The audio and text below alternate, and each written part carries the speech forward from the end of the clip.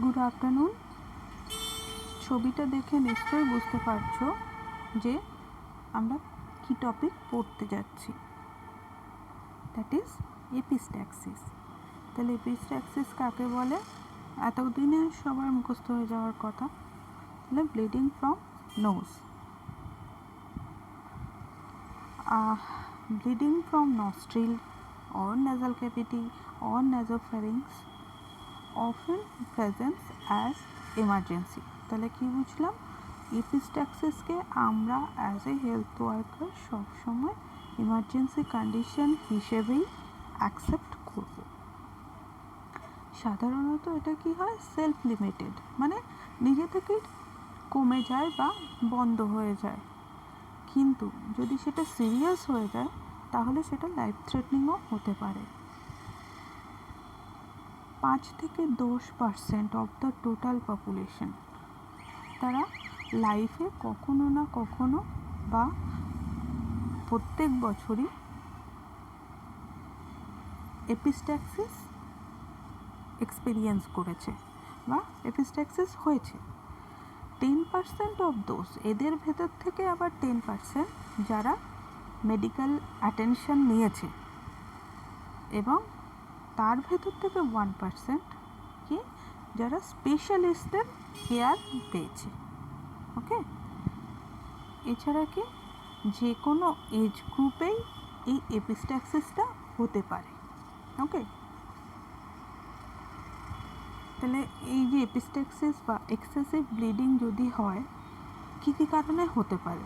যে একটু ব্লাড বেরোলো বা 2 ফোঁটা বেরোলো, কন্ট্রোল হয়ে গেল, আর নেই, বা কন্টিনিউ ব্লিডিং হয়ে যাচ্ছে, কন্ট্রোল করা যাচ্ছে না। তাহলে এটার কারণ কি? রিচ ভাস্কুলারিটি, মানে ভাস্কুলার এরিয়া যত বেশি ব্লাড সার্কুলেশন বেড়ে গেছে সেজন্যে ব্লিডিং বন্ধ হচ্ছে না। যেমন ধরো যদি হাত বা পায়ের তালুতে কেটে যায় পেরিফেরিতে, তাহলে কি হয়? ব্লাড, যেখানে ব্লাড সার্কুলেশন বেশি, ওরাল ক্যাভিটি, সেখানে যদি কেটে যায় আমরা তাড়াতাড়ি ব্লাড বন্ধ করতে পারি না। সেই এরিয়াগুলোর কথা বলা হচ্ছে। ভাস্কুলারিটি বেড়ে গেলে ব্লিডিংয়ের চান্সও বেশি হয়ে যায়। এছাড়া কি?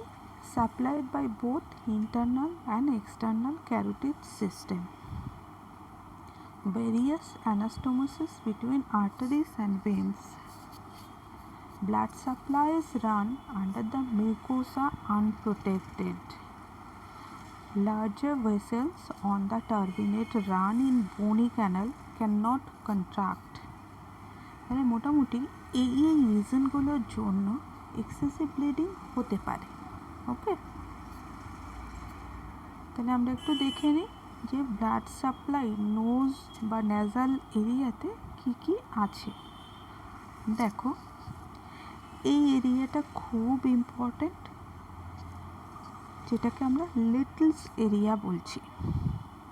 ওকে, এই ছবিটা তোমরা আগেও দেখেছো বা আমরা পড়েছি, জাস্ট আরেকবার রিক্যাপিচুলেট করে নেওয়া, ঠিক আছে?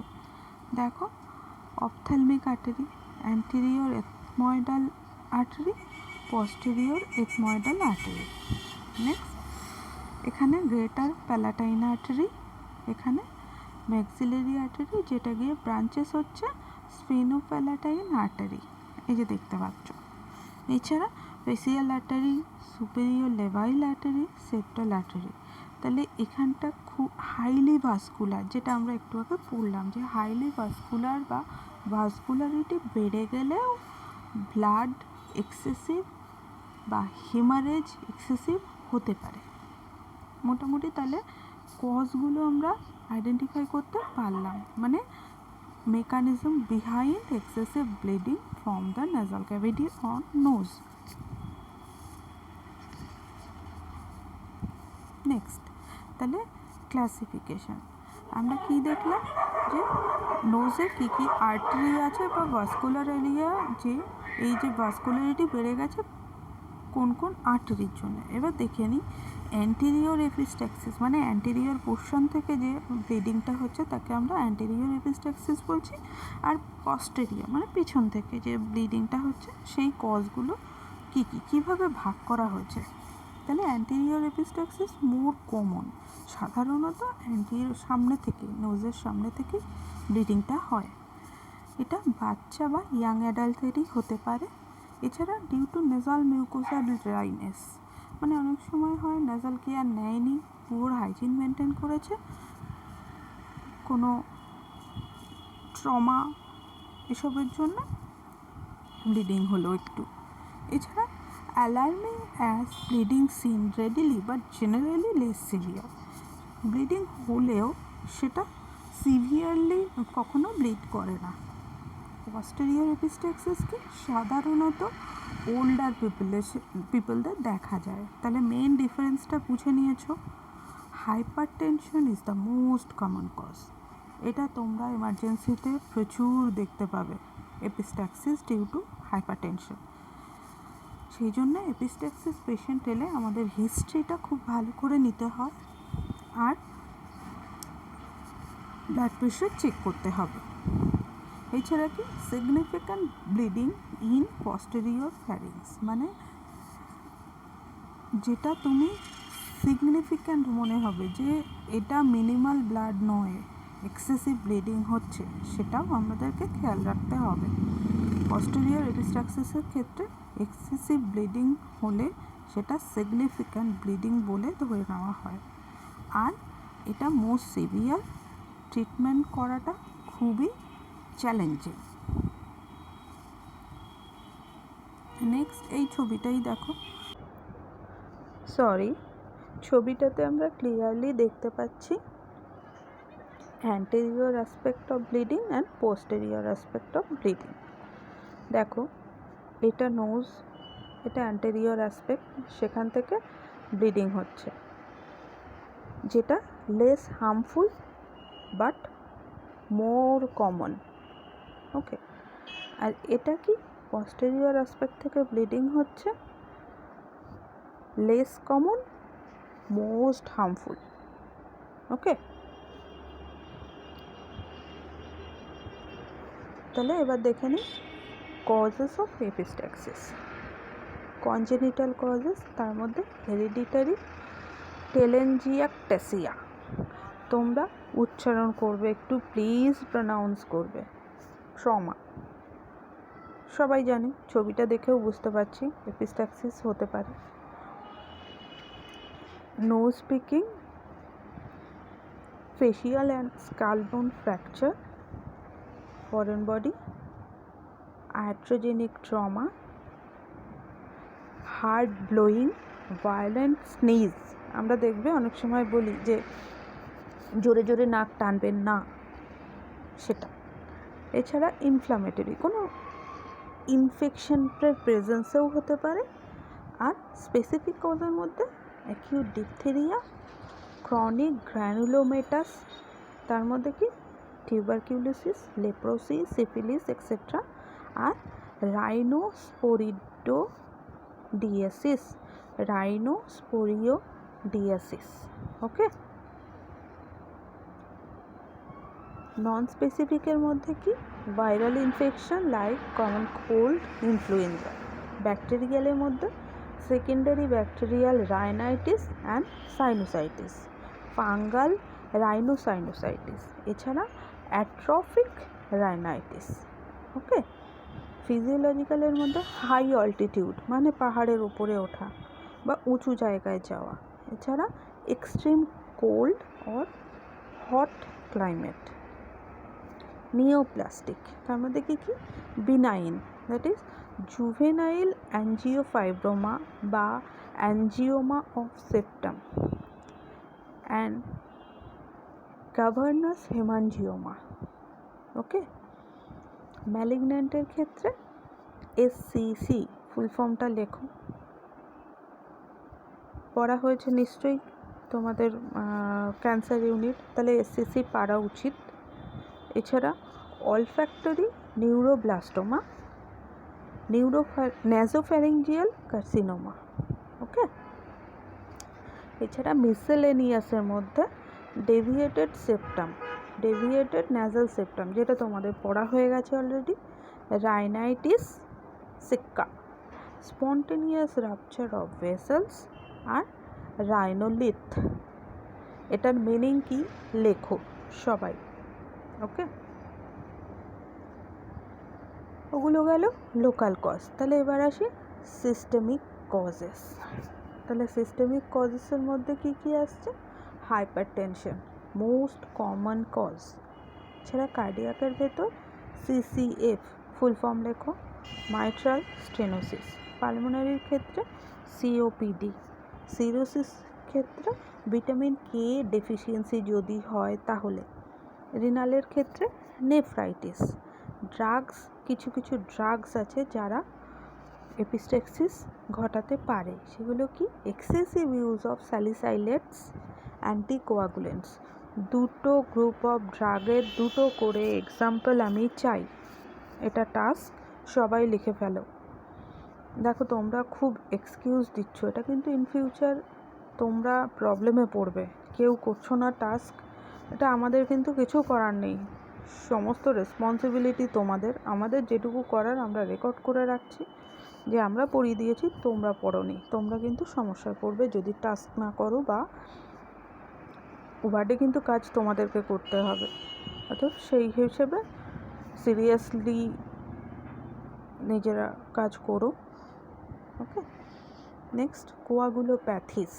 তার মধ্যে কি? Clotting disorders, bleeding disorders, agranulocytosis, leukaemia, vitamin K deficiency, exanthematous fever, etcetera. Hormonal causes মধ্যে vicarious menstruation, endometriosis, granuloma gravidarum, etcetera, and idiopathic causes. তাহলে এবার একটু দেখে নিই যে পেশেন্ট হিস্ট্রির মধ্যে আমাদের কি কি পড়ছে। মেনলি পেশেন্টের ক্ষেত্রে আমরা আগে জেনে নেব কোনো ব্লিডিং হিস্ট্রি তার আছে কি না। গেল নেক্সট, যে কোনো জিনিসেরই আমরা শিখেছি এতদিন যে onset, duration, frequency, amount of blood loss, এগুলো আমাদের জানতে হবে। কোনো ট্রমা হিস্ট্রি আছে কি না, ফ্যামিলি হিস্ট্রি অফ এপিস্ট্যাক্সিস আছে কি না, হাইপার টেনশন, ইডিওপ্যাথিক কোনো ডিজিজ আছে কি না, হেপাটিক ডিজিজ কোনো আছে কি না, কোনো স্পেসিফিক ড্রাগ কনজিউম করেছে কি না, আর কোনো মেডিকেল ট্রিটমেন্ট চলছে কি না, সেটা অবশ্যই হিস্ট্রিতে আমাদের জেনে নিতে হবে। ইনভেস্টিগেশন যদি বলো, সাধারণত অ্যান্টেরিয়র অ্যাসপেক্ট অফ এপিস্ট্যাক্সিস হলে কোনো ইনভেস্টিগেশন করা হয় না যতক্ষণ সিভিয়ার ব্লিডিং হয়। এমনি রুটিন ব্লাডের ক্ষেত্রে হিমোগ্লোবিন, টিসিডিসি, বিটি, সিটি এগুলো টেস্ট করা হয়। এছাড়া platelet count, prothrombin time count, blood urea, liver function test. রেডিওলজির ক্ষেত্রে X ray and CT scan of nose, PNS, full form লেখো, and nasopharynx. Other investigations depending upon the possible cause. তাহলে যদি সেরকম আমি স্পেসিফিক কোনো cause পাই, তাহলে সেই অনুযায়ী আমাকে ইনভেস্টিগেট করতে হবে। ম্যানেজমেন্ট, এই যে ছবিটা দেখতে পাচ্ছ, প্রত্যেকের টাস্ক এই ছবিটাতে যেটা দেখতে পাচ্ছ, প্লিজ পশ্চারটা মেনটেন করে এভাবে ছবি তুলে আমাকে, আমি যাকে বলবো সে আপলোড করবে। কোনো রকম এক্সকিউজ দেবে না যে এপিস্ট্যাক্সিস হলে আমরা কোন পশ্চার মেনটেন করব, সেই ছবি আমি চাই। তাহলে ম্যানেজমেন্টের ভেতর কি আছে? লোকেট দ্য ব্লিডিং সাইট, মানে কোথা থেকে ব্লিডিং হচ্ছে সেই সাইটটা আমাকে আগে লোকেট করতে হবে, বুঝতে হবে ব্লিডিং দেখে। ওকে, এবিসি। এবিসি মানে কি আমরা জানি, এয়ারওয়ে, ব্রিদিং, সার্কুলেশন, সেটা আমি মেনটেন করব।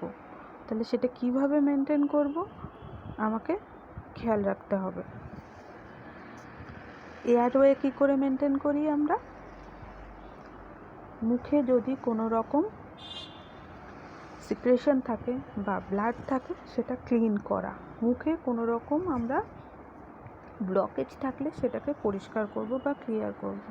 ব্রিদিং মিন্স শ্বাস প্রশ্বাস, রেসপিরেশন যাতে ইজিলি পেশেন্ট করতে পারে সেটা আমাকে বুঝে নিতে হবে। যদি প্রবলেম হয় তাহলে ব্রিদিং আমাকে ফেসিলিটেট করতে হবে। সার্কুলেশন, ব্লাড সার্কুলেশন, আমরা ব্লাড প্রেশার, পালস, সিআরটি মানে capillary refill time, oxygen saturation, এগুলো দেখে বুঝতে পারবো। এছাড়া অ্যান্টেরিয়র পোস্টেরিয়র রাইনোস্কোপি, স্কোপি মানে জানো দেখা, তাহলে অ্যান্টেরিয়র পোস্টেরিয়র রাইনোস্কোপি করা যেতে পারে। ডায়াগনস্টিক নাসাল এন্ডোস্কোপি, এন্ডোস্কোপি মানেও তোমরা বুঝে গেছো। First aid management, first aid কি আমরা এর পরেই বলবো। ট্রটার্স মেথড, ফার্স্ট এইডটা হচ্ছে that is Trotter's method. Make patient sit up, নিজেরা বসো, বসে পজিশনটা দেখো, নিজেরা করো, না হলে কিন্তু পেশেন্টকে কখনো করাতে পারবে না। ভুলে যেও না তোমরা বাড়িতে আছো, পেশেন্ট কেয়ার কিন্তু তোমাদেরই দিতে হবে। তখন কেউ বলে পাবে না যে আমরা বাড়িতে ছিলাম, অনলাইনে ক্লাস হয়েছে। বাড়ির লোক, রিলেটিভ যদি দেখে পেশেন্টের ডিটোরিয়েশন হচ্ছে, পিঠে কিন্তু বস্তাটা তোমাদেরই বাঁধতে হবে, আমরা কেউ থাকবো না তখন।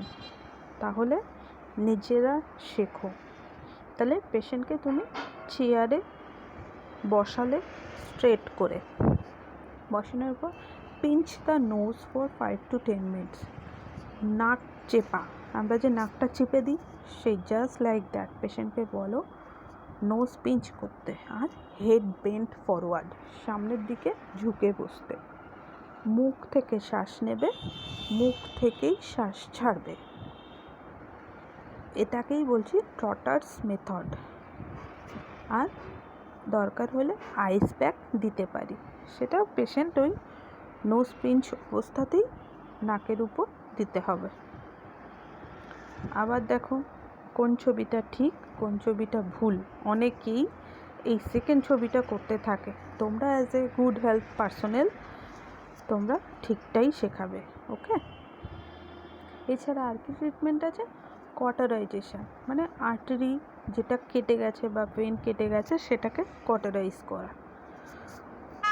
Chemical cautery with silver nitrate sticks মানে কোন কেমিক্যাল দিয়েও আমরা কটারাইজেশন করতে পারি। ইলেকট্রো কটারি মানে ইলেকট্রিক ডায়াথার্মি আছে, যেটা দিয়ে মানে আর্টারিটাকে পুড়িয়ে সেটাকে বন্ধ করে দেওয়া হয়, সেটাও করা যেতে পারে। এটা তোমরা ওটিতে গেলে দেখতে পাবে, নর্মালি ওয়ার্ডে ইউজ হয় না। বেসো কনস্ট্রিক্টর স্প্রে মানে স্প্রে করে বেসো কনস্ট্রিকশন করে দেওয়া।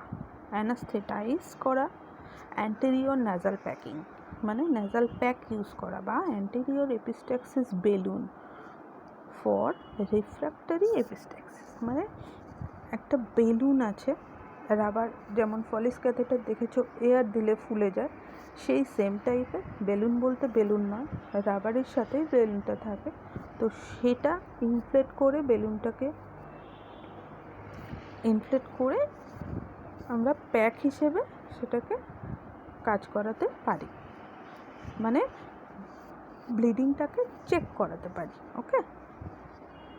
দেখো অ্যান্টেরিয়র ন্যাজাল প্যাকিং, নোজ বুঝতেই পারছো, ফরসেপ দিয়ে ব্যাকাল ফরসেপ সেটা দিয়ে এই যে থ্রেডটা প্যাকের, সেই প্যাকের থ্রেডটা ফার্স্ট ইন্ট্রোডাকশন করা হলো, এবার আস্তে আস্তে সেটাকে ভিতরে ঢুকিয়ে দেওয়া হচ্ছে। এই যে টোটাল প্যাকটা হয়ে গেল, ওকে। দেখো অ্যান্টেরিয়র ন্যাজাল প্যাকিং কমপ্লিট। এই থ্রেডটা কিন্তু বার করা থাকবে, না হলে তুমি পরে বার করা যাবে না, সেই জন্য ন্যাজাল প্যাকের থ্রেড কিন্তু আমাদের বাইরে থাকবেই, এটা যেন সবার মাথায় থাকে। পস্টেরিয়র ন্যাজাল প্যাকিং, এই যে দেখো ছবিটা balloon, if bleeding does not stop after anterior packing posterior epistaxis, মানে সামনে থেকে কন্ট্রোল যখন হয় 5 থেকে 10 মিনিটের পরেও কন্ট্রোল করতে পারলাম না, তাহলে আমাদের বুঝে নিতে হবে এটা পস্টেরিয়র এপিস্ট্যাক্সিস। তাহলে সেক্ষেত্রে কী হচ্ছে দেখো, আগে ক্যাথেটারটা কী হলো, ঢুকিয়ে দেওয়া হলো পস্টেরিয়র এরিয়াতে। ওকে, এই যে জাস্ট ওরোফ্যারিংসের কাছে নিয়ে আসছে ন্যাজাল এরিয়া থেকে। ওকে, নেক্সট এবার বেলুনটাকে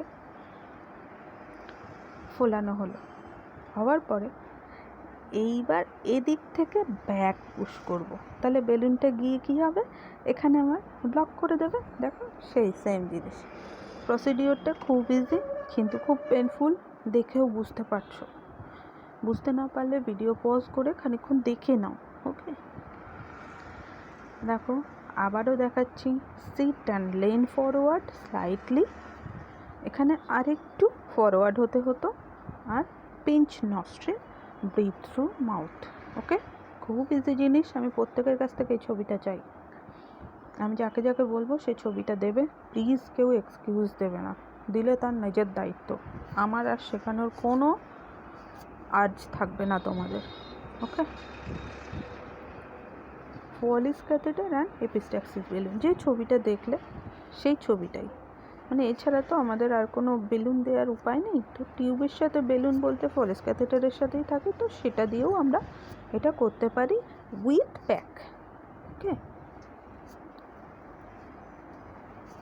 তাহলে কী কমপ্লিকেশন হতে পারে বুঝতেই পারছো, অসম্ভব ব্যথা হয়, সেপ্টাল হেমাটোমা দেখেই বুঝতে পারছো, বা অ্যাবসেস, সাইনোসাইটিস, প্রেশার নেক্রোসিস, অত বড় প্যাক যদি ছোট্ট নাকের ভেতর প্যাক দেওয়া হয় তাহলে প্রেশার নেক্রোসিস হতে পারে।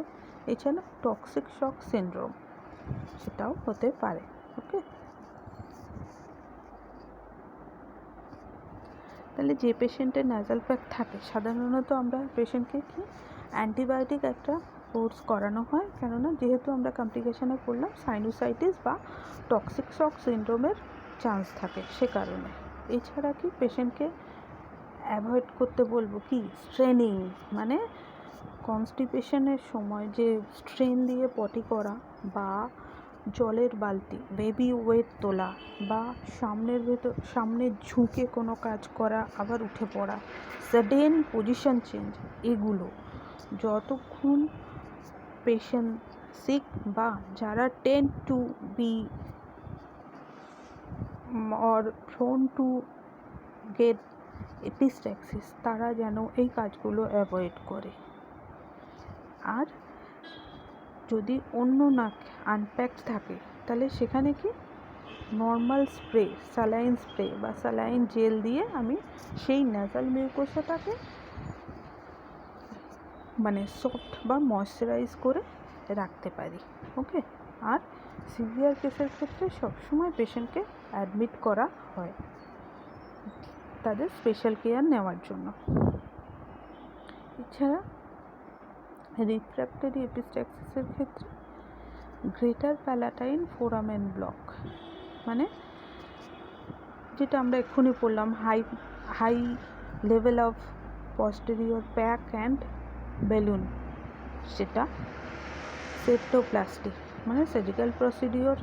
সেপ্টোপ্লাস্টি মিনিংটা লেখো, endoscopic cauterisation, internal maxillary artery ligation, transantral sphenopalatine artery ligation, intraoral ligation of maxillary artery, anterior and posterior ethmoid artery ligation, selective embolization and external carotid artery ligation।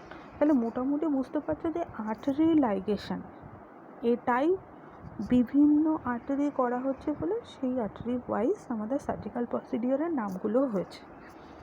Okay, just তোমরা একবার করে pronounce করো please. এছাড়া এপিস্ট্যাক্সিসের ক্ষেত্রে general measurement কি,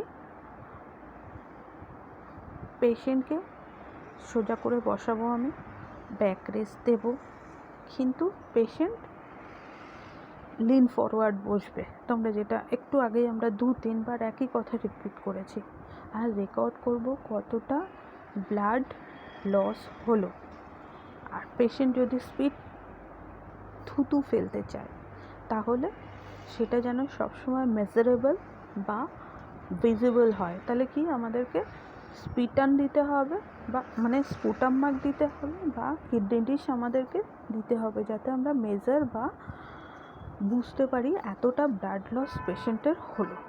ওকে, next reassess করতে হবে, পেশেন্টকে রিঅ্যাসিওর করতে হবে। দরকার হলে মাইল্ড সিডেশনও দেওয়া যেতে পারে, কারণ পেশেন্ট এই সময় প্রচণ্ড রেস্টলেস হয়ে যায়। সত্যি এটা একটা এমার্জেন্সি সিচুয়েশন। পেশেন্টকে মেন্টাল সাপোর্ট দেওয়া অ্যাজ এ নার্স আমাদের কাজ। ওকে, কন্টিনিউয়াস ভাইটাল সাইন চেক করে যেতে হবে।